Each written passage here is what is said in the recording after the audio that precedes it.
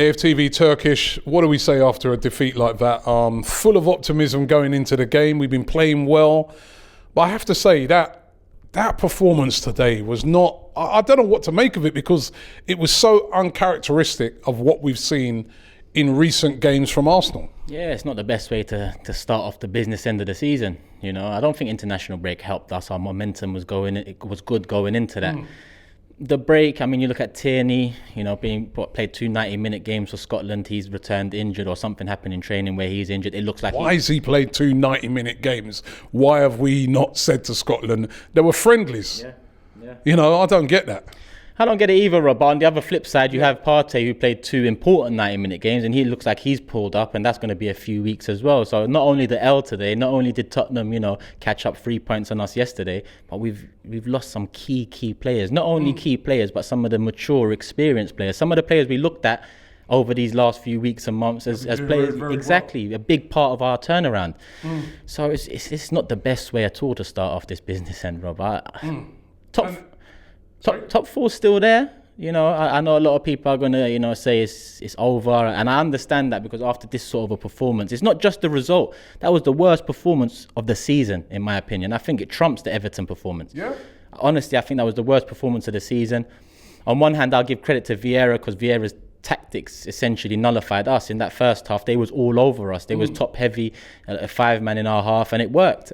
You look at the goals. I know Tavares is getting a lot of stick, and he got taken off at half time, but I think it was Ben White gave away a silly free kick for the first goal. Gabriel, what's he doing for the second goal? I know Tavares didn't react, but what is Gabriel doing? And he's cost us a few in this calendar year.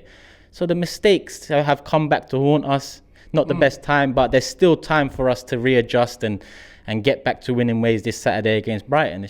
Rob, it's one of the worst scripts you could write for us tonight. L, goal difference, and the injuries.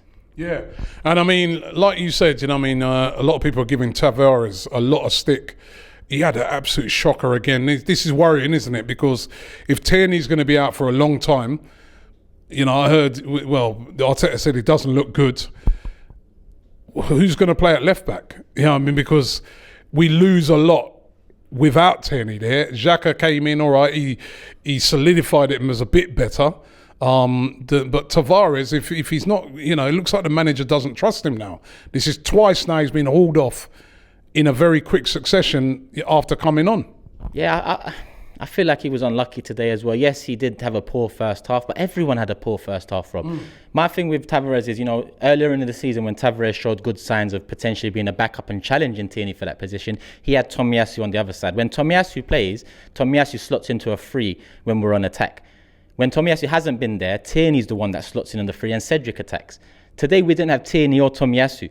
So the 2 fullbacks we had are both top-heavy, attack-minded. Defensively, they're not the best. And essentially that did have part to play in costing us. But like I said, Gabriel, Ben White, Ramsdale was iffy on the ball. Partey, terrible. Odegaard, non-existent. Anytime he did get the ball, he did nothing with it. The amount of poor passes I've seen today was mad. Saka didn't really get into the game. Martinelli came on and showed something. Emile Smith-Rowe in the first half, he was trying. But I think we needed Martinelli, because he's the only one we have as a threat. He's the only one that can run in behind and really cause problems. In that first half, I think Palace realised if we sit back in terms of 5 in the top half and sit back, we did nothing. Yeah, and despite that, despite being 2-0 down, we had 3 gilt-edged, well, I'll give it 2 gilt-edged chances that fell, I think both of them to Smith-Rowe. He didn't take either of them. You've got to take at least one of those to get back in the game, haven't you? You do, Rob, but shall I tell you where the blame lies? Again, ownership. Again, is this club really moving in the right direction, or has Arteta, you know, is Arteta excelling in what he's doing at the moment? And by excelling, I mean, we are in a battle for top 4. If you asked me at the beginning of the season, I wouldn't have thought that. But the reason I look at ownership now is January was always going to come back and bite us in the arse. It was always going to do that, Rob. We're talking about Emile Smith-Rowe missed a chance, Odegaard missed a chance. Listen, these players have took us out of sticky situations this season, and they're very young. Where's our striker? Where's our danger man? As Arsenal Football Club don't have a striker that causes problems. And yes, Laka, he brings in players. But when he's not doing that, when he's nullified in that sense, he brings nothing. Eddie comes on and all right, he gets in front of the defender every once in a while and it looks like he's added something. But essentially, Arsenal Football Club don't have a gunman up top.